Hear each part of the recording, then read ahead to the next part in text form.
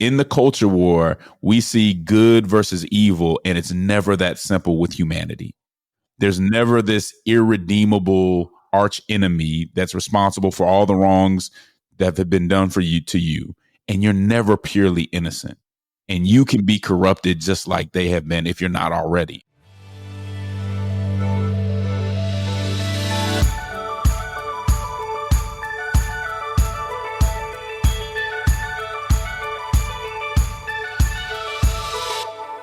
Hello, and welcome to the Shifting Culture podcast, in which we have conversations about the culture we create and the impact we can make. We long to see the body of Christ look like Jesus. I'm your host, Joshua Johnson. You know, the culture wars have divided us, turning neighbors into enemies and reducing public life to a zero-sum game. But Justin Giboney believes there's a better way forward, one rooted in moral imagination, truth, and grace. As co-founder of the AND campaign and author of Don't Let Nobody Turn You Around, Justin calls Christians to carry the cross into culture and politics with conviction and compassion, refusing to let partisanship define their discipleship. In our conversation, we explore how the civil rights generation modeled courage without hatred, what it means to see both the sin in ourselves and the image of God in our opponents, and how to move from blind certainty to humble conviction. This episode is an invitation to recover a faithful public witness, to trade outrage for understanding, power for persuasion, and the culture war for the way of Jesus. So join us. Here is my conversation with Justin Giboney. Justin, welcome to Shifting Culture. Excited to have you on. Thanks for joining me. Thanks, Joshua. Glad to be here. Don't let nobody turn you around. This book, where did that phrase come from for you? What are you trying to say in this book? It comes from an old spiritual, an old spiritual. And basically I'm saying we as Christians are given direction. We're given standards. We're given convictions.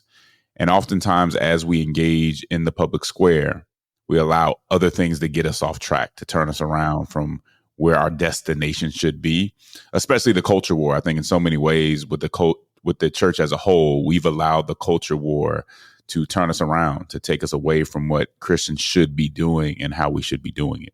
So is politics the problem, or is it something else? What do you think is the problem for our lack of engagement and letting the culture wars turn us around?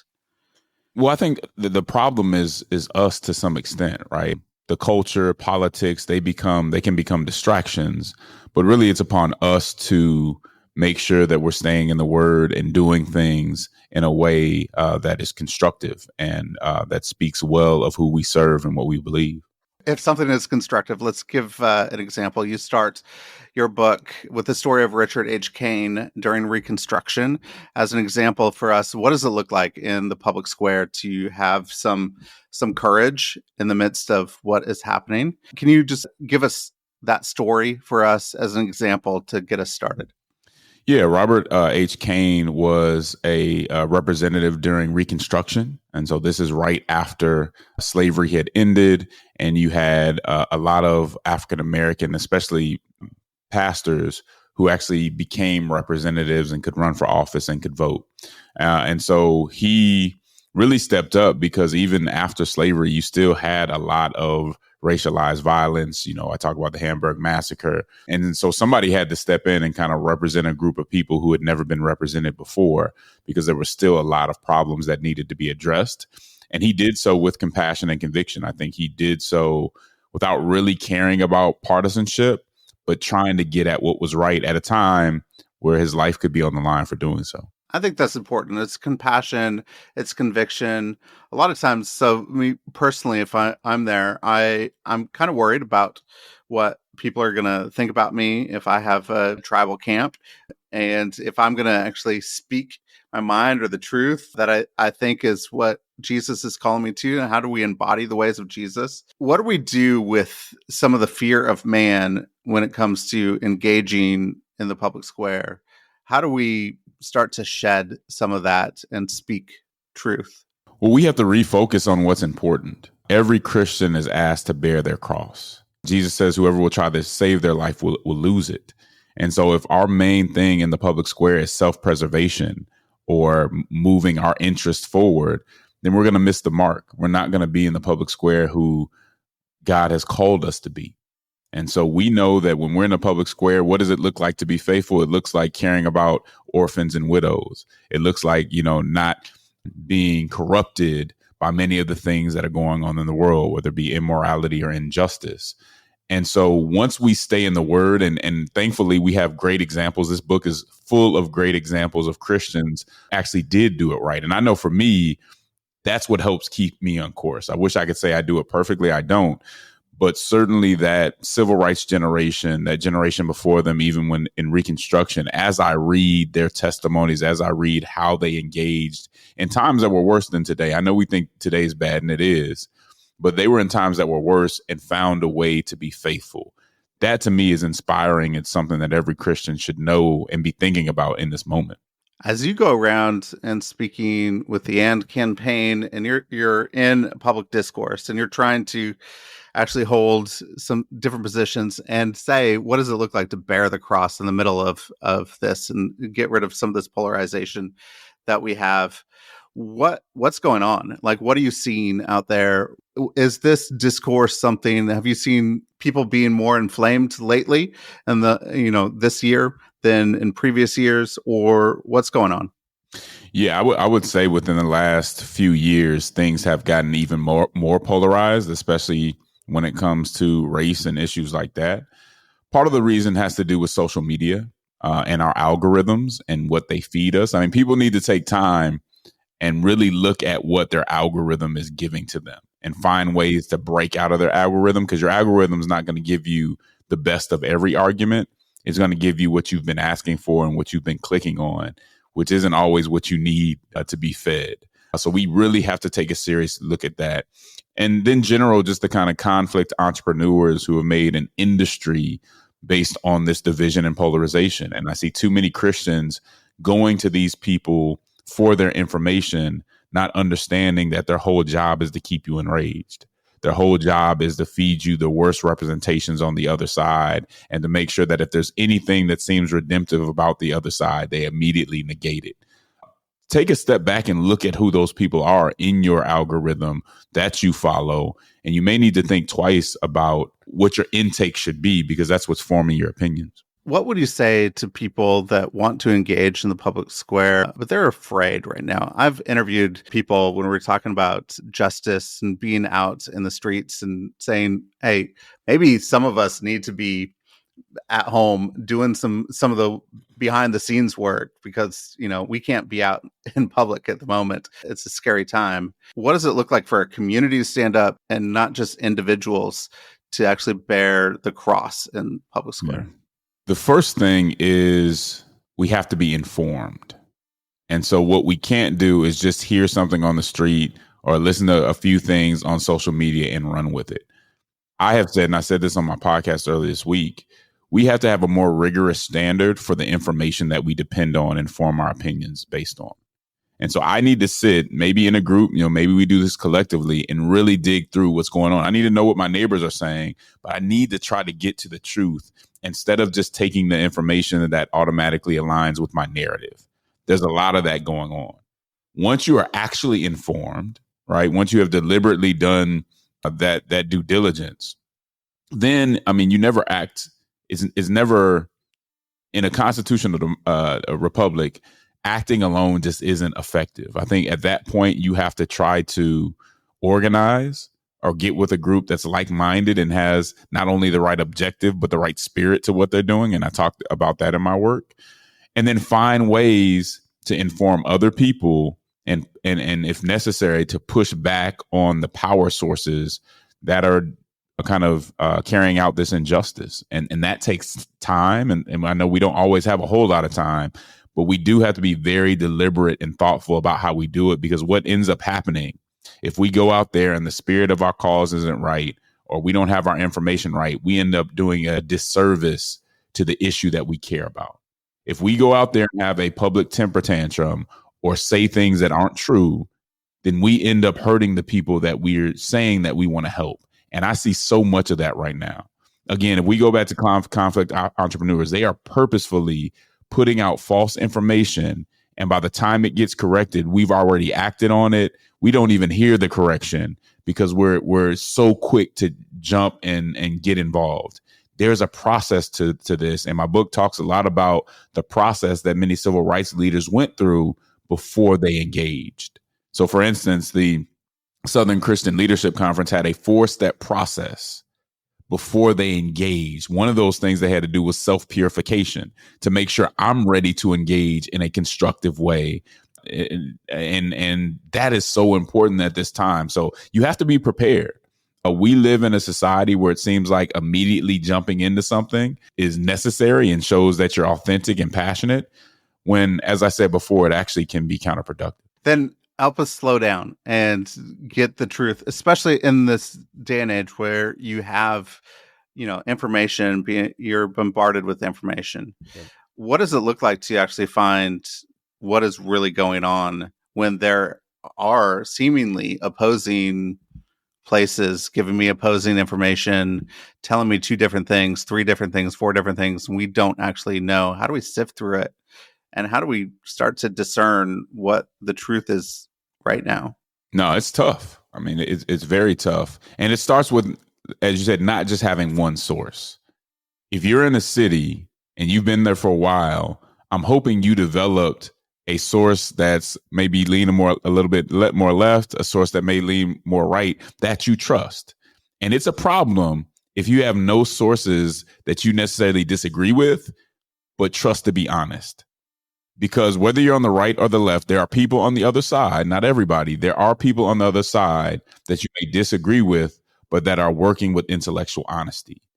It's up to us to find those sources. And if we don't find those sources, I think that's more of a commentary on us than it is on the other side. They're there. And if you've allowed people to make you believe that all conservatives are dishonest or all progressives are dishonest, you're wrong. And I think you've fallen into this culture war dynamic. You have to find multiple sources. And that's stuff you want to do before something crazy happens. Find these sources so you can get the full story and then move from there. One of the things that you talk about in your book, you write about in your book, is we're not just looking for like a moderate centrism where it's mushy, you don't actually take a stand, but you're bearing your cross in the middle. Just talk a little bit about what you have seen, both on the problems of conservative thinking and progressive thinking at the moment, and what you're actually looking at when it comes to a different way than these 2 camps.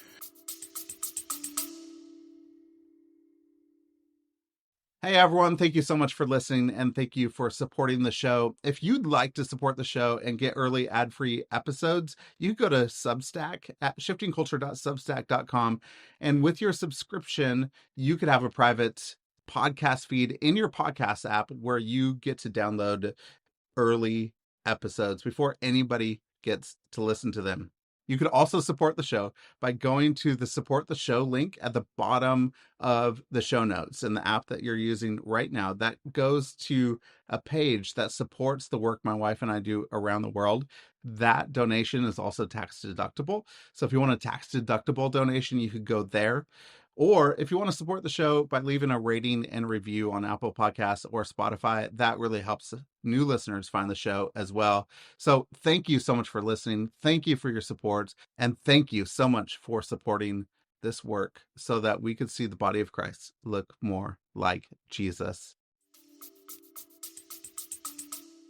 Yeah. So one of the things I do, basically what this book is saying is, how would the civil rights generation react to this moment in the culture war? How would they react to it? And so in doing that, I give a critique of both conservatism and progressivism. But within that critique, I also say that there's nothing inherently virtuous about middle ground either, right? Like, I'm not saying just find the middle ground and you're right. There's nothing virtuous about that, because sometimes that just means you're taking the path of the least resistance, or you're trying to avoid the smoke. And there's nothing necessarily good about that. However, when you have 2 sides that are this radically different and this extreme, oftentimes the answer might be somewhere in between those extremes, right? But that's not just what you're looking for. So in my critique of conservatism, I talk a lot about how, conservatives have to face the fact that that their ideology got slavery and the civil rights movement wrong. Now, there may be some very good things about conservatism, but has conservatism fixed whatever glitch it has that caused it to miss those major moments? That should cause humility to somebody who's conservative. Say, man, I do love conservatives. I believe in it. Something was missing that we missed these moments. I think it's incumbent upon every conservative to find out what that was. In my opinion, part of that, of what that was just a lack of compassion, was a refusal to put themselves in other people's shoes and to consider others before themselves. There was a lovelessness in this. And you can look at, in one portion, I talk about, how these public lynchings and how you had people watching other people get lynched and making it a family affair, right? There's something wrong with an ideology that would allow that. Now, does that mean it's all bad? No. But conservatism was made with human hands, and therefore it's not all good. Then I get to progressivism, and I have a very serious critique of progressivism too, because I believe progressivism's biggest issue is an inability to deal with individual sin, an inability to deal with some facts of life that don't go along with what they want to believe or how they feel inside. And therefore, what you have is a situation when I say, hey, I don't really like that truth. I don't really like that fact of life. Therefore, I don't change myself. I try to push away the fact of life or push away the truth. I say this within progressivism is a lack of moral knowledge. There are a lot of progressives who are very highly educated, who are in high positions. But I would say that sometimes our grandmother, who didn't have a whole lot of education, had more moral knowledge than they do. And part of the problem is we go to some of these universities and we get exposed to certain things that are supposed to be sophisticated within our society, and we throw away our moral knowledge for something that's less valuable. Now, ideally, we would want both. We would want empirical knowledge, we want moral knowledge and all those things. But I really do believe that because progressivism feels like truth comes from individuals, which if we dig into that, that's not truth at all. Like if every individual has their own truth, there is really no truth that binds us together. Because of that, it ends up in very tough places where people just can't deal with reality. And that ends up hurting people, right? Whether we're talking about abortion, eugenics, that came from progressivism. Just because things are inconvenient, just because things don't fit your self-perception, doesn't mean they're wrong. And we've got to be willing to be transformed rather than trying to ignore truths that are inconvenient. So what does it look like then to go, if it's not a, middle centric type thing, just because we want to be in the middle, what does it look like to bear our cross in the middle of it? Yeah, I think what it looks like is not being so focused on being on the right side. Like some people would say, just choose a side and you got to go along with that side. Well, okay, what if my side gets 6 out of 10 things right? Those other 4 things, I'm just going to go along with them. I'm just going to say, cool, that's okay. That's for Christians. That's not an option. And so what I've been trying to do, and what I think people would learn from the civil rights generation and that gospel ethic, is that it's not about taking a side. It's about taking the right position, which may take more time, which you can't automatically assume who's right or wrong. You've got to look at the compassion of Christ. You got to look at the convictions. You got to look at justice and truth and say, where should I be in this moment?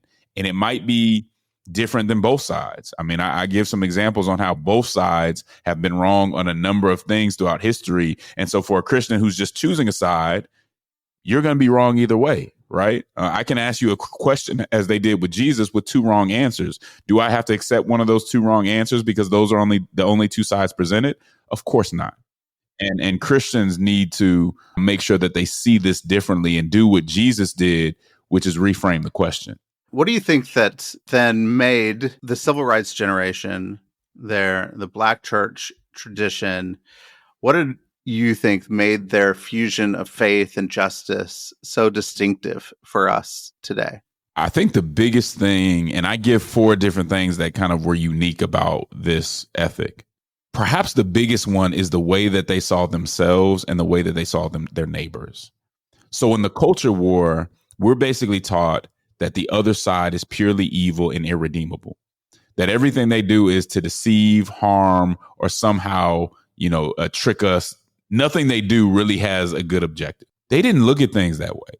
Number one, they always saw their opponents, even as wicked as they might be, they always saw their opponents as redeemable.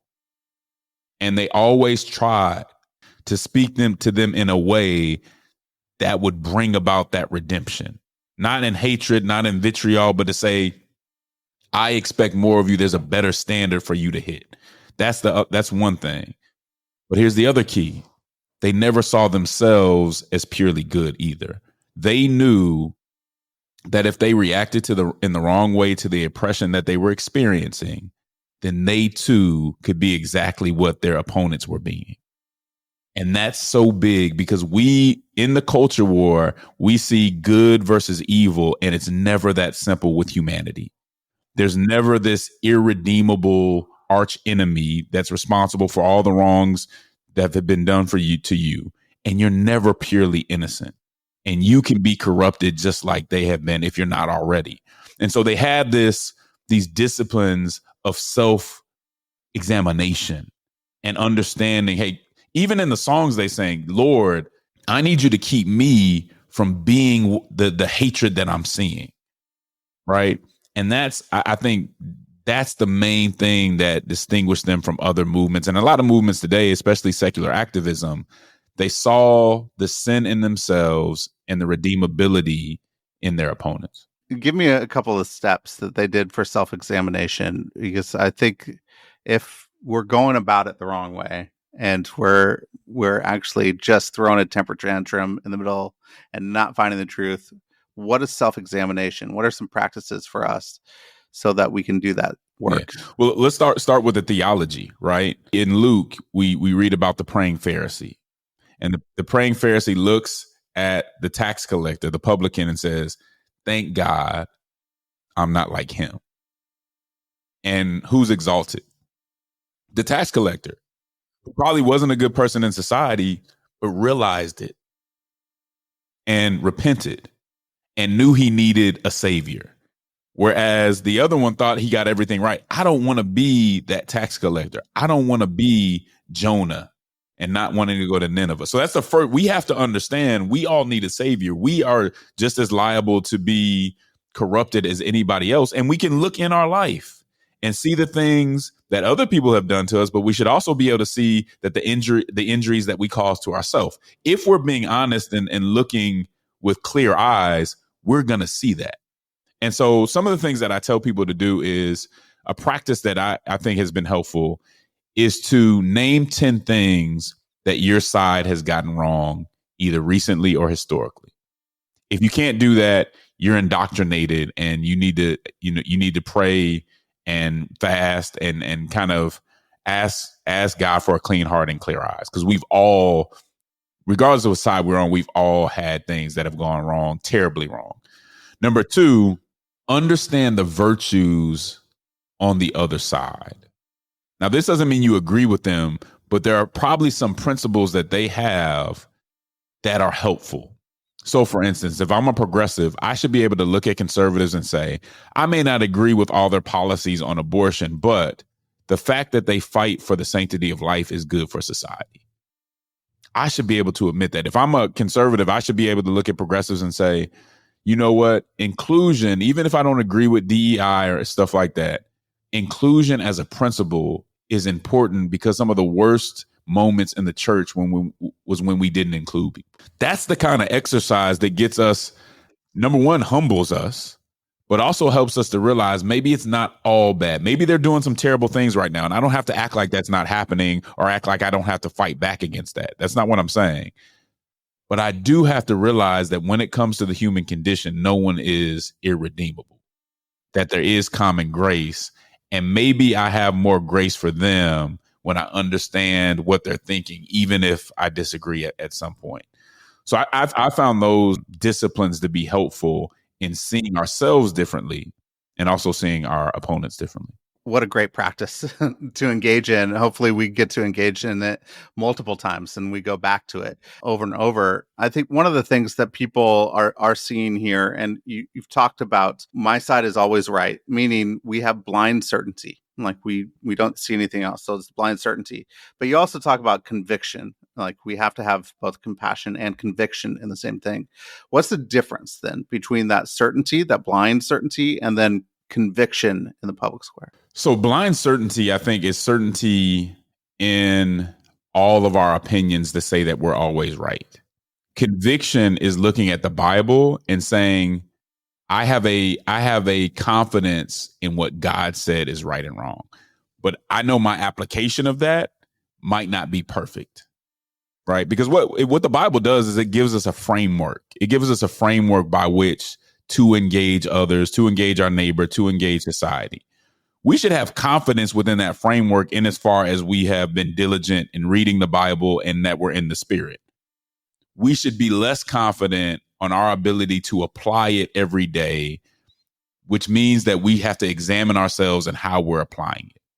We can never say, okay, I understand the Bible. I understand this framework. I got it good. Let me go out and apply it and not ever look at how it's being applied. No, we should have a little bit of concern that we may get off course, that we may be turned around, which again causes us to examine ourselves, causes us to continue to read the Bible, causes us to talk to our neighbors and the people that we may not like to see how our public witness actually looks to others and the impacts that it's having. So that's the difference. We want to have confidence. God, we should be fully persuaded in the things God says. I don't believe in the gospel of uncertainty. We can't be certain about anything. By the way, the people that say that are pretty certain about justice and the things they want to be certain about. But we should be certain about what God says. We should be humble about our ability to apply it in a way that does justice to who we serve and our neighbors. So then what does moral imagination look like? You talk different stories of moral imagination. So we have these convictions. We know what is, this framework. We say, okay, God's spoken. This is actually the justice that we need today. What does it look like for moral imagination to take place? So just so people know, moral imagination is the ability not just to see what has been, what's going on right now, or what's likely to be. Moral imagination in a very tough moment is the ability to see what ought to be based on God's promises and based on Christian faith. Moral imagination is what allows us not to be arrested by the moment. Moral imagination is what allows me to look at somebody who hates me and still see human dignity. It's seeing beyond the moment based on my faith in what God has promised me and what should be in humanity. Moral imagination is also my ability to say, hey, this command that God gave me not to do this with my body or not to do that to my neighbor, it hurts right now. And I can't really understand why it's helpful, but it is because God said that it is, right? And so in a moment like we're in today, with assassinations, political violence, all the divisions, to me, moral imagination is the ability to say, I'm not just going to do what's in my immediate self-interest. I'm not just going to believe what aligns with my narrative. I'm actually going to look out for people who might not look out for me. I'm going to advocate. If somebody says, I voted for the Democrat, but I'm actually going to advocate for the Trump-loving areas in rural America that hardly have any hospitals. Maybe they wouldn't do it for me. And if I don't have any moral imagination, I'm like, why would I help somebody that wouldn't help me? If I have moral imagination, I say they're humans. They deserve to be treated a certain way. And whether they would do it for me or not, I have to do it because that's how things ought to be. And they'll never be that way if all of us are always looking to our interest and what's immediately best for us. And that's kind of where moral imagination plays a role. It was so great for some people to have some moral imagination in this moment today, because everybody seems to be, I'm here. I am more, for what I'm against than what I am for, what I'm standing for. Everybody is evil on one side. No matter what side you're on, the other side is evil. We have to have this moral imagination. I think one of the things that you talk about is that you say that we're in an Acts 19 type moment today in the church instead of an Acts 2 moment. And I think that's a big difference of like standing up for what you're against than standing up for what you're for. Speak about those two dichotomy of Acts 19 and Acts 2. Yeah. So in Acts 2, we know that we had all things in common. And this is the church coming together, the Holy Spirit coming, within us, and it brought us together. We have all things in common. We're working together for common vision, common objective, moving forward as God would ask us to do, sharing all those things that were being done. Acts 19 is a little bit different. In Acts 19, you see this is the riot in Ephesus. So Paul had been going around Ephesus, basically kind of messing up the idol making industry, saying that gods made by human hands aren't gods at all. A guy named Demetrius, who's basically a conflict entrepreneur, gathers some of the people in that trade together and says, hey, man, he's ruining our trade. We need to go get him. Eventually, like the whole city gets involved. And the interesting thing about Acts 19 is the Bible says, I want to say it's like verse 32, that when the riot's going on, that there was confusion. Some people were shouting something, one thing, some were shouting another. Most of them did not even know why they were there. So you have this chaos where neither side can articulate, where a lot of people, I should say, can't articulate why they're even participating, yet they want to kill Paul. Now, let's think about it. There's no way in the world that Paul was responsible for all the pain and suffering or whatever their issue was that they were mad at, but he became the target of their angst, of their fear, of a lifetime of disappointments and all these other things. It was aimed at him. And that's exactly what we do today. I'm going through something. I have a lot of causes to what's going on. Some of those causes are me, but I find that one target on the other side and focus all and kind of purge all of my vitriol on that one target, whether it's a person, a politician or whatever, or whether it's an ideological group. That's really what we're doing. There's confusion. We're upset, but we're not really clear on how we should deal with it. There's confusion and we're reacting, but not even with a good explanation of why we're reacting in this way. I find that interesting because I think that Paul is acting in a place in Acts 19 on what he is for. It says afterwards, after the mob came through, they wanted to kill Paul. The magistrate there basically said that Paul has never spoken out against our goddess, Artemis. He basically just lifts Jesus up. So he's actually standing up what he's for. And then when mobs start to happen, it's confusion, and there's confusion everywhere. So even when people are standing up for what they're for and their convictions and, have compassion in the middle of it, when the mob comes, what does it look like to shift it back into a place of standing for what you're for? How do we clear the confusion? Like clear the confusion out of the moment that we're in now? Well, somebody has to ask the mob the question, because here's the problem with mobs. They don't do any self-examination. And so if a number of people would have turned around and say, wait, what are we rioting about? What is this about? Who's responsible and how do we know they're responsible, right? We just talked about doing that due diligence to make sure you actually know what's going on. Christians have to shine a light on the mob mentality, and we have to get to the truth of what's happening, right? We have to say, well, who's this guy who pulled all this together? Can I have a conversation with him? Like, why are we all doing this? Who exactly is Paul and what is he saying? And once we find out all that, okay, where do I stand? What do I believe in? Now I can address it in a way that might actually agree with some of what Paul's doing, in a way that might actually have to push back against Demetrius, the leader of all this, now that I actually know what's going on. But that takes time and it takes courage. Because when you're in the middle of a riot, for you to be the one to question it and critique it is a dangerous thing. And that's where we find ourselves. Our tribes, the last thing they want us to do is to shine a light on them. That's, what do they say? That's, self-hate, that's disloyalty, that's treason, all these other things, because they can't handle the light. Because the premises and conclusions that they've used to bring us into this aren't necessarily true.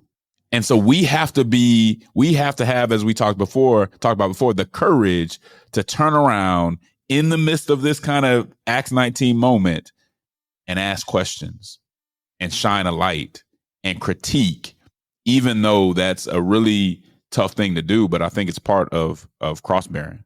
Speaking of cross-bearing, you write, Christians must carry the cross in culture and politics. Our public witness is cross-bearing, which makes it both an obligation and a privilege. I think a lot of people say, hey, Christians, just don't get involved in politics. We're just going to sit here in the church. Why is it an obligation to be cross-bearing in politics and in culture? I mean, it's part of the Great Commandment. There's no way to love your neighbor as yourself and completely stay away from anything that's political. It's not the only way to do it, but if I know that my neighbor is being enslaved down the street, or I know my neighbor is being manipulated and oppressed and now their children aren't eating, I can feed them, but I also need to change the systems that are causing the problems. And so I never read anything in the Bible that said there's something, so dirty and corrupt that God can't make it better. And when people say we shouldn't touch politics, I almost say, are you questioning the power of God? How do we engage if we're afraid to engage with the things that are the most corrupt and problematic? Now, I think what they're saying to be charitable is, yes, we shouldn't be corrupted by it. We're still not, we're in the world, not of the world. And I would agree with you on that. We have to be very careful because there have been Christians who've gotten into politics and been used and abused and things of that nature. So we have to be careful, but I don't see anywhere where the Bible says you don't touch that, especially when politics are such a big part of our daily interactions. And the truth is, in your attempt to not be political, you're still actually being political. Well, so then as we engage in politics, how do we not give into ideology and stick with the cross and Jesus?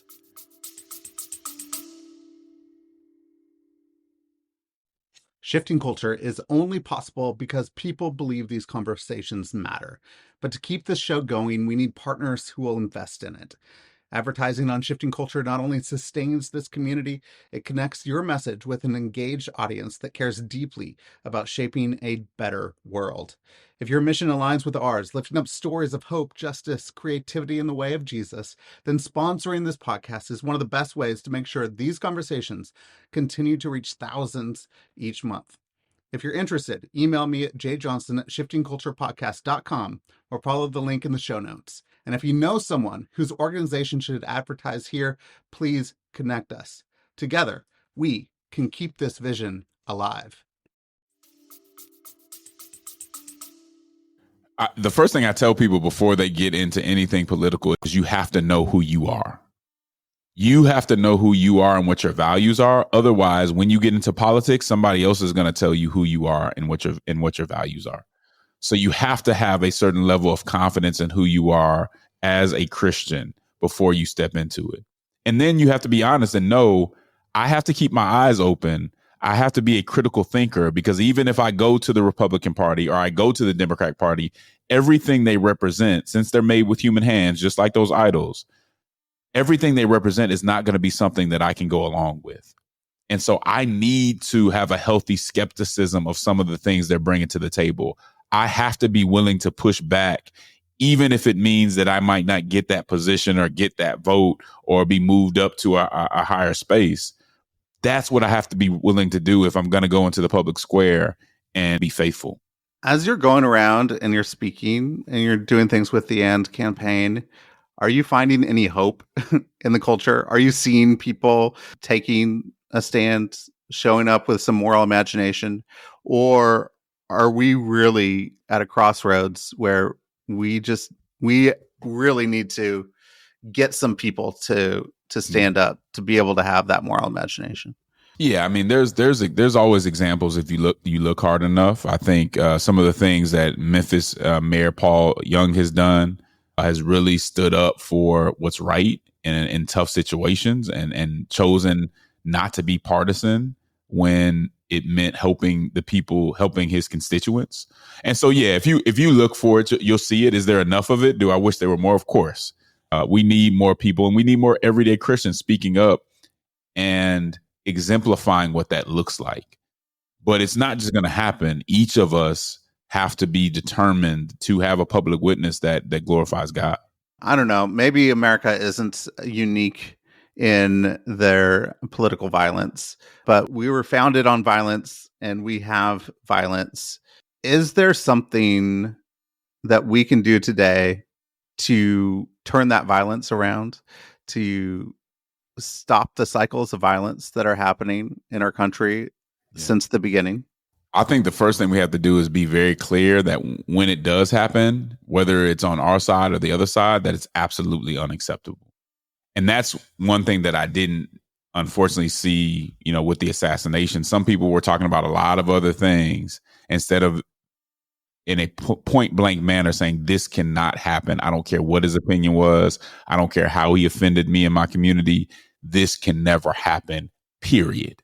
Let some people marinate on that and then get into other conversations. That's the first thing we have to do. And then we just have to educate people on, look, that only makes things worse. It doesn't help anything. You're never going to get rid of all of your political opponents. And if you did somehow, you'd be a monster. So understand that we're going to have to find a way to live together, and that you're just going to have to step up your game when it comes to persuading people who don't agree with you. That's what democracy is about. That's what civic pluralism is about. They don't have to agree with you. They don't have to think you're smart or beautiful or any of that stuff. You need to persuade them the best you can to do the right thing. And we begin to think that we're so right on certain issues that we shouldn't have to persuade anybody. Everybody should just agree with us. No, but they don't. And so what you see Martin Luther King doing, what you see Dorothy Day doing, what you see Fannie Lou Hamer doing is persuading people who disagree with them of what is right. Not trying to use the government to force them to do basic stuff that, they want to do. No, persuade the most people so that we can have justice, right? Not so we can agree on everything and you can just think I'm a great person and compliment all my cultural idiosyncrasies, but so that we can make sure that government is serving its purpose, that it's bringing order and that it's bringing justice. In between all of that, we have to persuade one another. But that's harder than just having temper tantrums. That's harder than just barking at the other side. It means you have to be artful. It means you have to be thoughtful. It means you have to hear other people out so that you know where they're coming from. And that seems to be too big a price to pay for a lot of people out there today. I had an interview with somebody. We were talking about justice, and it said that only in America people ask, what is justice? The church around the world knows justice and they pursue justice. Why do you think Americans in particular have a hang up on the word justice and what it is? Well, I think the thing about justice, which is different than charity. So a lot of people that do charity well don't do justice well. And part of the issue is that with charity, you give as much as you want to give and then you can stop, right? Charity doesn't necessarily have to hurt you in the same way. Justice is either given completely or not given at all. And justice forces a conflict with self-interest. And so a lot of people who you hear that have a problem with justice in the social context, social justice, it's because they don't want to give what justice demands of them, because that would take too much from them. Justice is really comes from the Imago Dei. It comes from, the image of God, and understanding that since we all have human dignity, we have to be treated to a certain standard. And that standard may get in the way of somebody's financial interest. That standard may get in the way of somebody's national identity narrative, but it's what people deserve. And to deny that, I think, is really to deny one of the things that the Bible talks about the most. And so it is unfortunate, but there's a lot of narratives and self-interest that get in the way of us doing what we're called to do. Do you have an example of somebody actually seeing the humanity of the other side, the image of God in another person, to bring about some justice and change in our culture? Sure. I mean, there's tons of historical examples. I mean, I just mentioned Fannie Lou Hamer. One of the stories that I talk about in the book is how she was kind of going around in the 60s and trying to demystify the political process to people who had never been able to participate in it. And she was pulled over by a highway patrolman, taken to, and jailed. And he had somebody beat her till she almost died just because she was trying to help people, learn how to vote and the importance of voting. And years later, she's asked, how do you feel? How do you feel about that officer that did that to you? And she said, I feel sorry for him because he's sick and America's sick and it needs a doctor. And basically Christians are that doctor. What she did right there was, instead of saying he's irredeemable and I hate him, she had compassion for him, which opened up the door for her to actually love him and feel and want him to be redeemed. What we do today is, somebody said something I don't like or insensitive about my community or an issue I care about. They're irredeemable. I now have the right to hate them and to deny them any kind of help and all that stuff. That's a way to respond to it. That's not a Christian way to respond to it. And I hope this book brings people, really what this book is about in a lot of ways, Joshua, is it's proof of concept. So I can say all this stuff about love enemy and all this and, how we should, see the sin in us and see the virtue in others. I can say all that in theory. And it's like, okay, that's Pollyannish. Like, yeah, okay. Or I can say, well, guess what? I know it can happen because it has happened. And when it happens, it's more effective than your temper tantrums and your vitriol. Let me show you this example. And that's really what the book is doing. It's saying, let me give you a real life example of how this happened and why the way you're going about it is wrong. And there's a better way to do it in practice. So then what is your hope for your readers, people pick up this book and read it, find these examples in your book? My hope for the reader is that they start to view Christian social engagement differently, that they are willing to examine themselves about how they see their opponents and how they see themselves. In no way is this book telling us not to tenaciously fight against immorality or injustice. And in none of these examples I gave did someone say, well, I love you, therefore I'm going to let you hurt other people. That's not what it is. But I still need to make sure that my heart is pure, that I don't become evil in my fight against evil.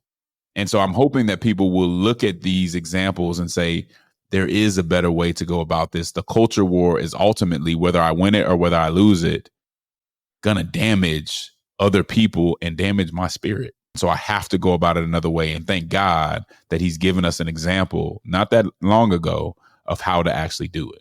Justin, I have a couple quick questions here at the end. This has been a fantastic conversation. But one, if you could go back to your 21-year-old self, what advice would you give? Ooh, I would have told my 21-year-old self that you need to stay in the word, that just because you're in this environment that says that the word of God is expired, that's not true. And the people that taught you that probably, the people who taught you about the word probably have more moral knowledge than the people who are telling you that it's worthless. That's good. It's good. Anything you've been reading or watching lately you could recommend? Oh, yeah. So Ross Douthat's book, I think it's called Belief or Believe, is a really good book, especially for people who are in academic spaces or, spaces like that and trying to evangelize folks that just don't believe in God and have a very postmodern view of the world. So that's a really good one. Yeah, it's a great book.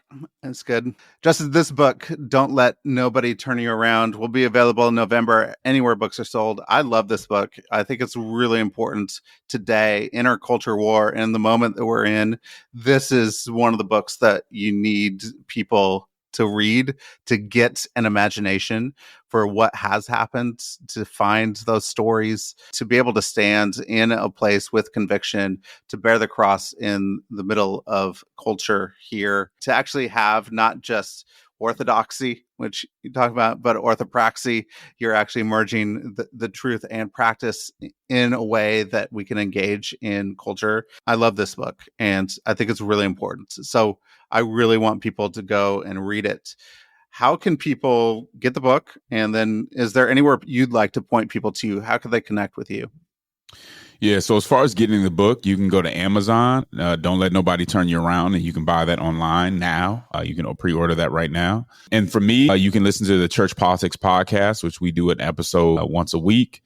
You can go on Instagram and follow me at Justin E. Giboney, and same thing on X. Justin, thank you for this conversation. I think it's really helpful for a lot of people. Hopefully people actually take it in their hearts and actually live into a new way, a way that looks like Jesus. We can embody Jesus in culture in the ways of God, so that we could see a better world and we get rid of these culture wars. It was fantastic. I loved our conversation. So thank you very much. Amen. Thank you. Thanks for having me.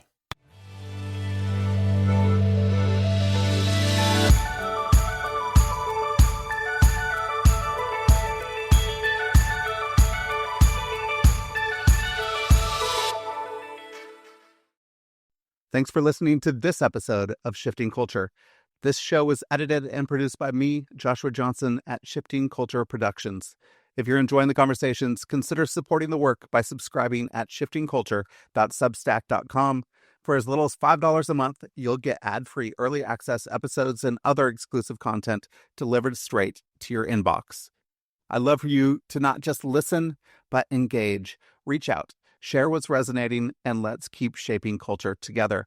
Whether you're a listener with feedback, a creative with an idea, or a brand looking to connect with a thoughtful, engaged audience, let's talk. If you're interested in advertising on the show, I'd love to hear from you. Contact me directly for rates and availability. Until next time, let's keep shifting culture.